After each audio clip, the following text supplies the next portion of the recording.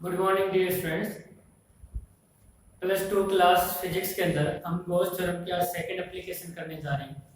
और Gauss theorem की जो एप्लीकेशन करें उसमें क्या क्या हमें ध्यान रखना है बच्चों, उसको हम पहले डिस्कस कर लेते हैं। मैंने कल के लेक्चर में बताया था बच्चों कि 4 स्टेप्स को फॉलो करना है। कितने स्टेप्स को फॉलो करना है? 4 स्टेप्स को फॉलो करना है। फर्स्ट जो स्टेप है वो आपका क्या रहने वाला है बच्चों? फर्स्ट स्टेप में ये रहेगा कि आप सबसे पहले एक गार्जियन सरफेस कंसीडर करोगे। क्या कंसीडर करोगे? गार्जियन सरफेस कंसीडर करोगे। और गार्जियन सरफेस कंसीडर कैसे करोगे? एक ऐसा सरफेस कंसीडर करना है जिस सरफेस पर E और A के बीच में एंगल क्या रहे बच्चों? सेम रहे। E intensity of electric field की डायरेक्शन है और एरिया वेक्टर उस सरफेस के में से परपेंडिकुलर लेना होता है या नॉर्मल लेना होता है, तो उस पे आपका हर जगह एंगल क्या रहना चाहिए? सेम रहना चाहिए। उस एक सरफेस के लिए तो जरूर सेम लेना चाहिए। ऐसा सरफेस हम कंसीडर करें, that surface is known as Gaussian surface. अगर दूसरे बात करें सेकंड स्टेप की, तो आपको कैलकुलेट करना है बच्चों E वेक्टर डॉट है ds वेक्टर है कैलकुलेट करना। क्या कैलकुलेट करना है बच्चों? E वेक्टर डॉट है ds वेक्टर है कैलकुलेट करना। थर्ड स्टेप की हम बात करें तो हमें कैलकुलेट करना है Q। क्या करना है बच्चों? Q कैलकुलेट करना है in the Gaussian surface. Gaussian surface के अंदर ही आपको क्या कैलकुलेट करना है? Q कैलकुलेट करना है। और जो फोर्थ स्टेप हमारा रहने वाला है बच्चों, वो फोर्थ स्टेप क्या रहने वाला है? Apply the theorem. क्या रहने वाला बच्चों? Apply the theorem. थ्योरम को हम अप्लाई करेंगे और थ्योरम को जैसे अप्लाई करेंगे तो थ्योरम क्या कहती है? E vector dot ds vector is equal to q upon में एप्सिलॉन नॉट। q अपॉन में एप्सिलॉन। ठीक है बच्चों, अगर हम यहाँ पे डिस्कस करें तो आज हम एक थिन शीट की वजह से कैलकुलेट करेंगे। हम क्या करेंगे? Find intensity of electric field due to a thin charge sheet। due to a thin charge sheet, बिल्कुल थिन चार्ज शीट होगी। उस थिन चार्ज शीट की वजह से हमें क्या कैलकुलेट करेंगे? इंटेंसिटी ऑफ इलेक्ट्रिक फील्ड है कैलकुलेट करेंगे बच्चों। क्या कैलकुलेट करेंगे? इंटेंसिटी ऑफ इलेक्ट्रिक फील्ड है कैलकुलेट करेंगे। अब बच्चों इसके अंदर आपको थोड़ा सा ध्यान देना है कि जो आपका एक पेज होता है ना, जैसे आपकी नोटबुक का पेज होता है, वैसे एक सीट लेनी है और वो आपके इलेक्ट्रिकली क्या होनी चाहिए? चार्ज होनी चाहिए। तो मैं वो सीट कंसीडर कर लेता हूं सबसे पहले बच्चों।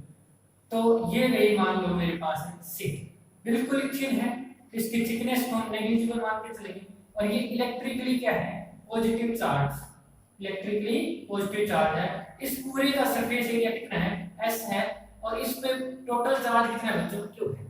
ये जो स्टेटमेंट है आपको लिखनी है। जो जो आप सपोज कर रहे हो वो आपको लिखना है कि आपके पास एक थिक शीट है जिसका सरफेस एरिया S होगा और उसका टोटल चार्ज क्या होगा? Q होगा।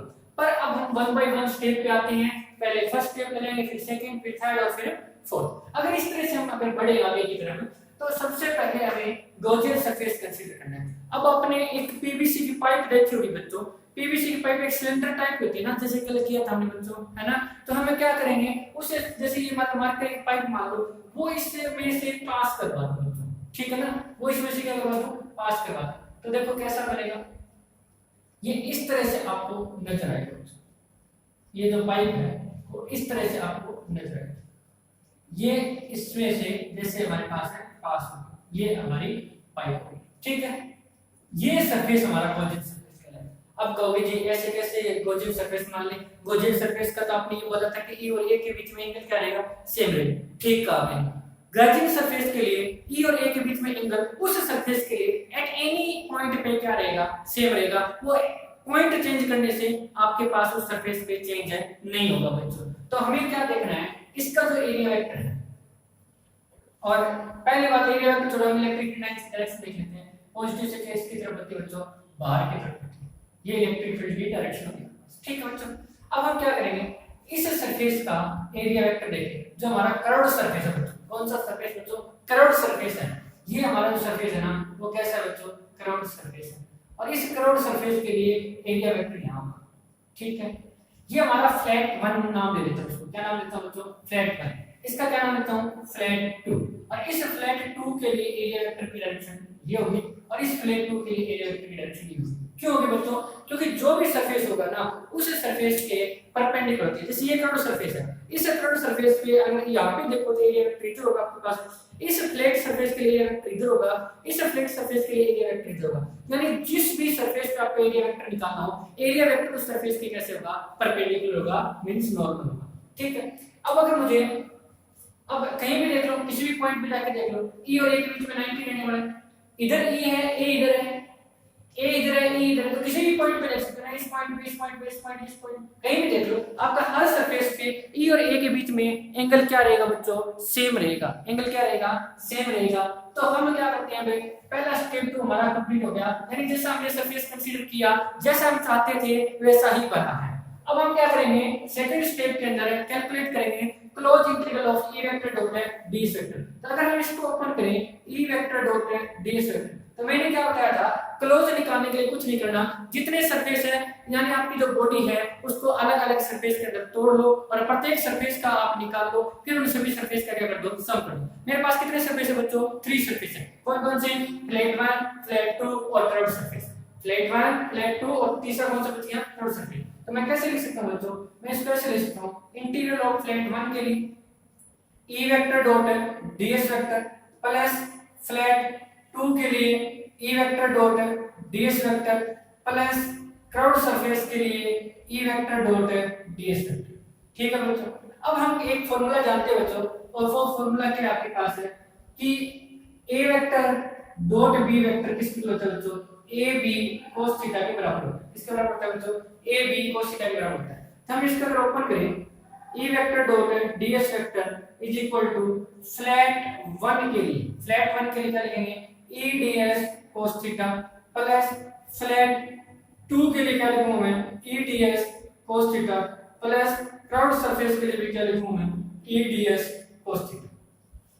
ठीक है बच्चों, यहां तक कोई दिक्कत नहीं होगी, क्योंकि a vector dot b vector क्या होता है, ab cos थीटा होता है।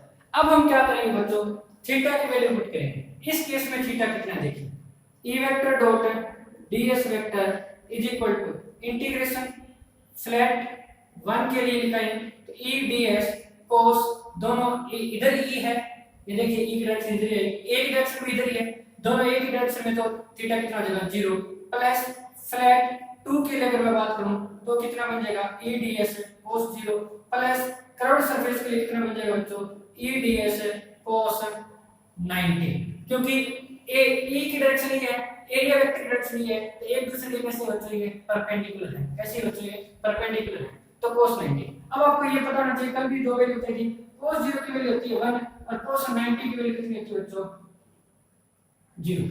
cos 0 की वैल्यू कितनी होती है 1 और cos 90 की वैल्यू कितनी होती है बच्चों, 0। अगर ये पुट करें तो ये टर्म हमारी बिल्कुल क्या होगी बच्चों, 0 होगी। और इसको लिखें तो कैसे लिख सकते हैं, E vector dot ds vector is equal to integration हो जाएगा ई ds प्लस इंटीग्रेशन हो जाएगा ई ds। अब इसको और ओपन करें तो कैसे लिख सकते हैं बच्चों, E vector dot ds vector is equal to E integration of ds plus E integration of ds, यानी ई कांस्टेंट है उसको क्या निकाल लेंगे, बाहर निकाल लेंगे। अब बच्चों आपको एक फार्मूला और भी लग जाएगा, इंटीग्रेशन ऑफ dx किसके इक्वल होता है, x के बराबर होता है। इंटीग्रेशन ऑफ dx किसके इक्वल होता है, x के बराबर होता है। तो हमारे पास क्या आ जाएगा, E vector dot ds vector is equal to E S plus E S. तो ये किसके इक्वल हो गया बच्चों, ये हो गया पास 2es के इक्वल। es और es किसके इक्वल है, 2es। अब s की वैल्यू मुझे नहीं पता कितनी है, तो मुझे फार्मूला याद नहीं है ना बच्चों, सरफेस एरिया का निकाला फार्मूला याद, कोई बात नहीं, दिक्कत नहीं है, याद हो तो और लगा लेना, क्यों नहीं लिख रहा हूं मैं, आपको पता चलेगा। अब हमें इस सरफेस, इसका जो सरफेस, तो हमने जो s माना है इस प्लेट सरफेस का s उतना ही होगा भाई, s ये सरफेस एरिया s माना, टोटल कुछ और मान लेते हैं, ठीक है। अगर इसको हम चार्ज फ्रंट एरिया निकालें, क्या निकालेंगे बच्चों, charge per unit area. Charge front area को किससे रिप्रेजेंट करते थे बच्चों, चार्ज फ्रंट एरिया को किससे रिप्रेजेंट करते थे, सिग्मा से, और चार्ज फ्रंट वॉल्यूम को रो से, तो सिग्मा क्या हो जाएगा पास, चार्ज पर यूनिट एरिया। ये जो s था, सॉरी ये गलत कर दिया मैंने दोबारा, s जो टोटल सरफेस एरिया था ये कुछ और था, पर ये ds था, और ds करके पूरा निकाल दिया हमने, तो कितना आ जाएगा हमारे पास s। तो हम क्या लिख देंगे, q अपॉन में s, क्या लिख देंगे, q अपॉन में s, क्रॉस मल्टीप्लाई करेंगे तो q किसकी इक्वल आ जाएगा, sigma into s, equation number 2। अब हम करेंगे अप्लाई द थ्योरम। अब क्या करेंगे बच्चों, अप्लाई थ्योरम।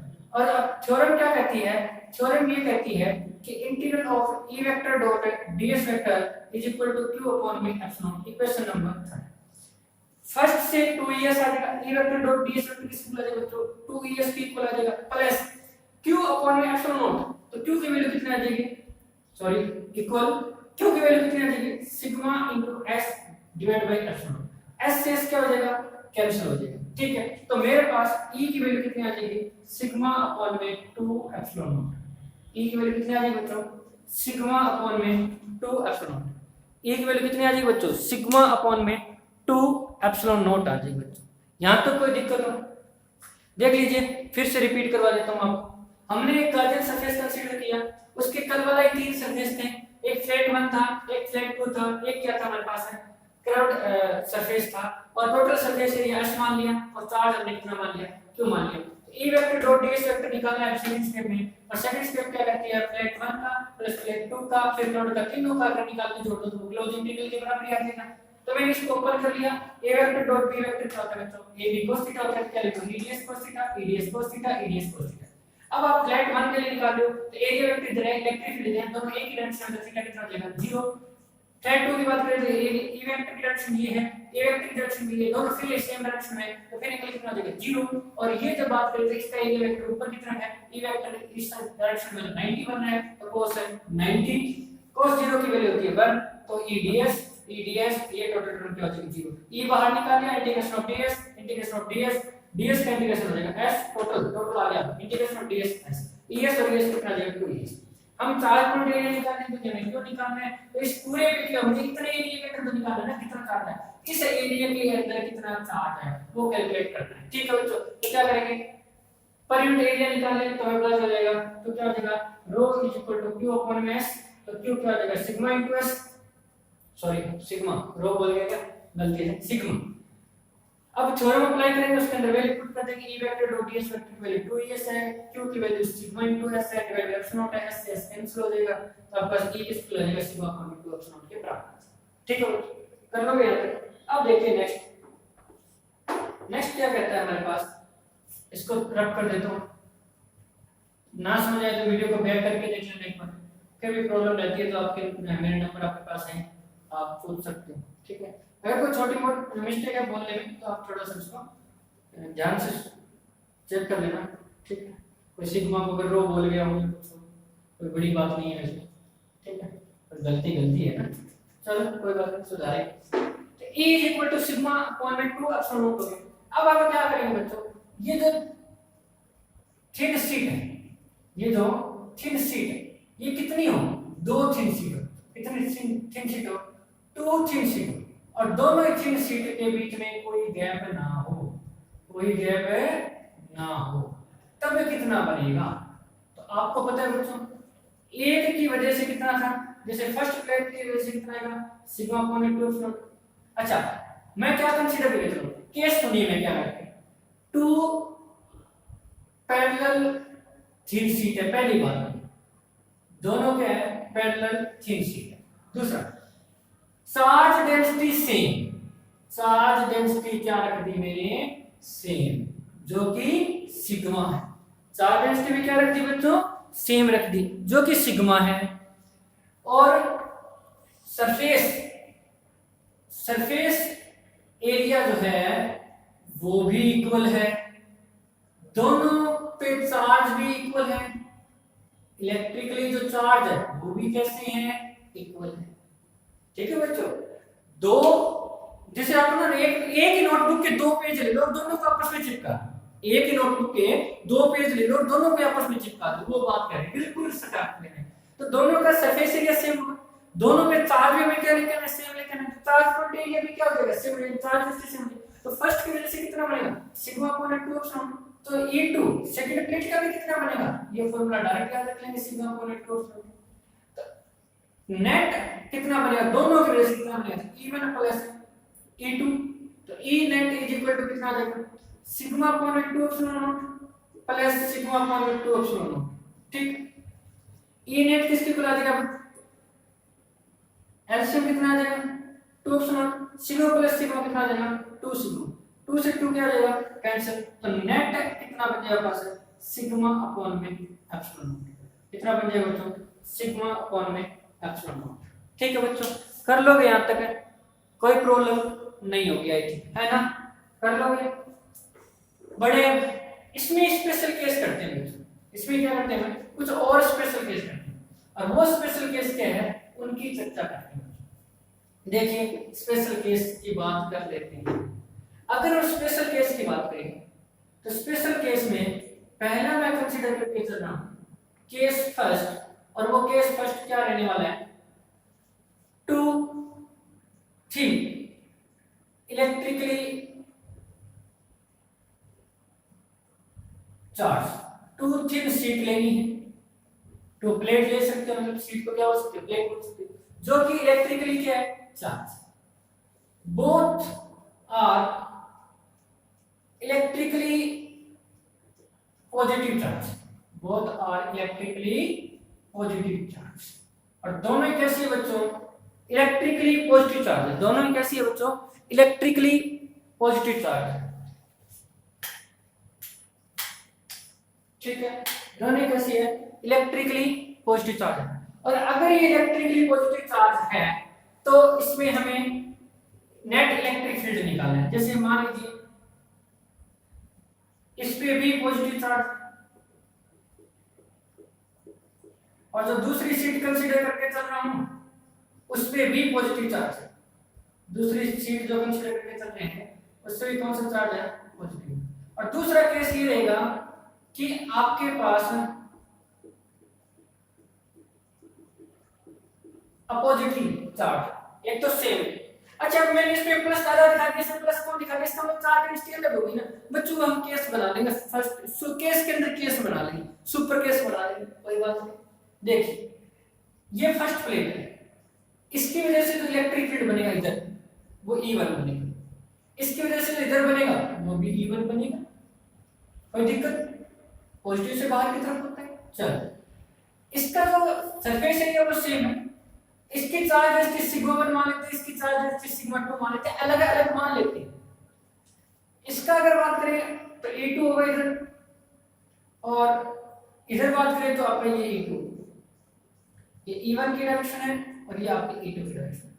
अब आप स्पेशल केस इसी के अंदर अगर बात करें तो हमें एक तो निकालना है at right, sorry at left, left में कितना नेट इलेक्ट्रिक फील्ड बनेगा, दोनों चार्ज के प्लेट में कितना बनेगा विदिन, और एट राइट कितना। तो अगर हम बात करें एट लेफ्ट तो आपको क्या करना है बच्चों, electric field is vector quantity, electric field is vector quantity. अगर एक डायरेक्शन में आप प्लस लेके चले तो दूसरी डायरेक्शन में वो आपकी क्या हो जाएगी, माइनस। वेलोसिटी से एक डायरेक्शन में प्लस है तो दूसरे में माइनस। इसी तरह से फोर्स जो भी वेक्टर क्वांटिटी ना, एक डायरेक्शन में प्लस लिया तो दूसरी डायरेक्शन में माइनस। अगर आप यहाँ पे थोड़ा सा ध्यान से देखो, जैसे ये कोऑर्डिनेट सिस्टम होता है ना, इधर आपका पॉजिटिव होता है, इधर कौन सा होता है, नेगेटिव, ऊपर पॉजिटिव होता है, नीचे क्या होता है आपके पास नेगेटिव। कोऑर्डिनेट सिस्टम ऐसे मानते हैं ना, पॉजिटिव नेगेटिव नेगेटिव। तो अब हम क्या करेंगे, इस साइड वाले लेंगे हम नेगेटिव, उस साइड वाले लेके क्या लेंगे पॉजिटिव। तो इसमें अगर हम E1 निकालेंगे, E1 कितना होगा हमारे पास, charge density sigma 1 divide by 2 epsilon naught is constant. Sign plus का लगाओ तो माइनस का लगाओ, आज ऑफलाइन क्लास है कैसे बताओगे। चलो आपके पास यहाँ पे साइन किसका लगा दूंगा, माइनस का, ठीक है।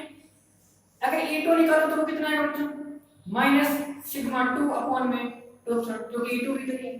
नेट इलेक्ट्रिक फील्ड किसके इक्वल होगा बच्चों, E1 प्लस E2 के, दोनों की वैल्यू पुट कर दें, E नेट किसके इक्वल हो जाएगा, माइनस सिग्मा 1 अपॉन में 2 epsilon plus minus sigma 2 upon में 2 एप्सिलॉन। तो E नेट कैसे लिख सकता हूं मैं, एलसीएम कितना आ जाएगा पास 2 एप्सिलॉन, माइनस कॉमन ले लो तो क्या बन जाएगा सिग्मा 1 प्लस सिग्मा 2। अब इसके अंदर सुपर केस है, और सुपर केस क्या कहता है, सुपर केस ये कहते हैं कि if charge density same, if charge density same, अगर आपके पास चार्ज डेंसिटी सेम तो E नेट कितना होगा, E नेट कितना हो जाएगा माइनस, अच्छा चार्ज डेंसिटी वैसे भी इसका sigma 1 is equal to sigma 2 is equal to sigma, charge density same है, sigma 1 is equal to sigma 2 is equal to sigma मान लेता हूं। अगर ये वैल्यू पुट करूंगा मैं तो मेरा E नेट किसके इक्वल बन जाएगा, E नेट बन जाएगा minus sigma plus sigma divide by 2 epsilon not, और ये हो जाएगा माइनस 2 सिग्मा अपॉन में 2 एप्सिलॉन नॉट, 2 से 2 कैंसिल हो जाएगा, तो मेरे पास ई नेट क्या आ जाएगा माइनस सिग्मा अपॉन में एप्सिलॉन नॉट। क्या आ जाएगा बच्चों, ई नेट क्या आ जाएगा माइनस सिग्मा अपॉन में एप्सिलॉन नॉट। ठीक है बच्चों, ये था लेफ्ट का। लेफ्ट में अगर अलग अलग चार्ज डेंसिटी तो ये रिजल्ट रहेगा, अलग अलग चार्ज डेंसिटी तो ये रिजल्ट रहेगा, और आपके पास है चार्ज डेंसिटी सेम है तो ये रिजल्ट रहेगा। ठीक है बच्चों, अब हम निकालते हैं विदिन। सेकंड केस का निकालते हैं विदिन, तो मैं इसको रफ कर दूं। नेक्स्ट हम बात करते हैं विदिन की, उसके बाद करेंगे एट राइट की। ठीक है, पहले किसकी बात कर लेते हैं बच्चों, विदिन, यानी नेट इलेक्ट्रिक फील्ड कितना होगा दो चार्ज प्लेट के बीच में, विद इन की बात कर रहे हैं। तो विद इन में E1 किसकी इक्वल होगा बच्चों, E का फॉर्मूला हमें याद रखना है, डायरेक्ट याद रखना है बच्चों। चार्ज डेंसिटी कितनी है सिग्मा 1 और 2 प्लस का लगाओ माइनस का। E1 इधर लेना है तो माइनस लेंगे, उधर जाएंगे तो क्या ले लेंगे प्लस ले लेंगे, ये वाला क्या ले लेंगे पॉजिटिव ले लेंगे। और E2 की बात करूं तो E2 तो इधर आ रहा है ना, इसका मतलब इसका के साइन किसका लगाऊंगा माइनस का। चार्ज डेंसिटी कितनी है सिग्मा 2 अपॉन में क्या आ जाएगा 2। नेट कितना बनेगा बच्चों, दोनों को करते हैं सम कर, दोनों का सम करें तो नेट इलेक्ट्रिक फील्ड कितना बन जाएगा सिग्मा 1 अपॉन में 2 एप्सिलॉन है प्लस है माइनस है सिग्मा 2 अपॉन में 2 एप्सिलॉन। तो ई नेट किसकी हो जाएगा बच्चों, ई नेट हो जाएगा सिग्मा 1 माइनस है सिग्मा 2 अपॉन में 2 एप्सिलॉन इसके इक्वल। अब सुपर केस फिर लगा देते हैं बच्चों।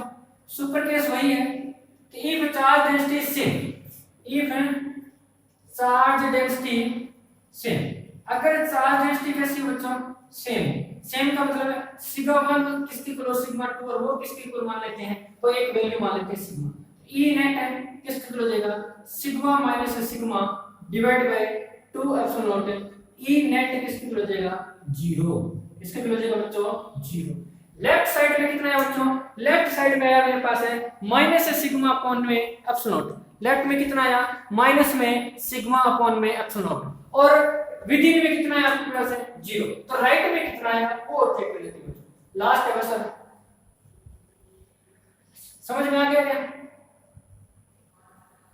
मन से बोल दो हाँ, मेरे तक सुनाई दे जाएगा। ठीक है ना, अगर आप ऑफलाइन भी है ना फिर भी बोलो कि मैं समझ जाऊंगा कि आया कि नहीं है, बता दिया। एट राइट की बात करते हैं बच्चों। एट राइट की बात करें तो E1 जो है वो मेरे पास है पहले भी फॉर्मूला, चार्ज डेंसिटी कितनी है फर्स्ट प्लेट की सिग्मा 1 अपॉन में 2 फ्रंट। अब साइन चेक कर लेंगे प्लस का माइनस, अगर इधर जाएगा तो प्लस, इधर आया तो माइनस, तो E1 तो उधर गया क्या करने प्लस पे। ठीक है बच्चों, E2 कितना करने सिग्मा 2 अपॉन में 2 एप्सिलॉन नॉट, प्लस का करूं बच्चों माइनस का, तो ये भी किसका करना है प्लस का, तो इधर E2 जा रहा है। ठीक है बच्चों, तो नेट किसकी इक्वल आ जाएगा, नेट आ जाएगा E1 प्लस E2, तो E नेट किसकी इक्वल आ जाएगा सिग्मा 1 अपॉन में 2 एप्सिलॉन नॉट प्लस है सिग्मा 2 अपॉन में 2 एप्सिलॉन। दोनों को जोड़ देंगे बच्चों, दोनों को जोड़ने के बाद कितना आ जाएगा सिग्मा 1 प्लस है सिग्मा 2 अपॉन में क्या आ जाएगा 2 एप्सिलॉन नॉट आ जाएगा। फिर केस के अंदर सुपर केस, स्पेशल केस के अंदर सुपर केस लगा देते हैं। और सुपर केस क्या कहता है बच्चों, बार-बार नहीं लिखूंगा, सीधा मैथमेटिक्स में लिख दूं। दोनों की चार्ज डेंसिटी क्या होगी सेम होगी, sigma 1 equal to sigma 2 equal to क्या मान लो सिग्मा मान लो, तो दोनों की जगह वैल्यू पुट करो तो E9 किसको हो जाएगा सिग्मा अपॉन में, सॉरी ऐसे लिख सकते हैं ना, सिग्मा प्लस सिग्मा अपॉन में 2 एप्सिलॉन, तो ये हो जाएगा 2 सिग्मा अपॉन में 2 एप्सिलॉन। 2 से 2 क्या हो जाएगा कैंसिल, E9 किसको हो जाएगा बच्चों सिग्मा अपॉन में एप्सिलॉन। ठीक है बच्चों, अब आपको एक होमवर्क करना है बच्चों, और होमवर्क करना आप आसानी से कर पाओगे केस सेकंड करोगे। केस सेकंड में क्या करोगे, आपकी इलेक्ट्रिकली थिन शीट होगी, बहुत पॉजिटिव चार्ज नहीं होगी, ये अपोजिटली चार्ज होगी। दोनों पॉजिटिव चार्ज नहीं कंसीडर करना बच्चों, आपको एक प्लस कंसीडर करना है और एक माइनस। आ जाए तो मुझे व्हाट्सएप कर देना, ना समझ में आए ना निकले केस सेकंड तो कल हम क्या कर लेंगे बच्चों डिस्कस कर लेंगे। थैंक यू बच्चों।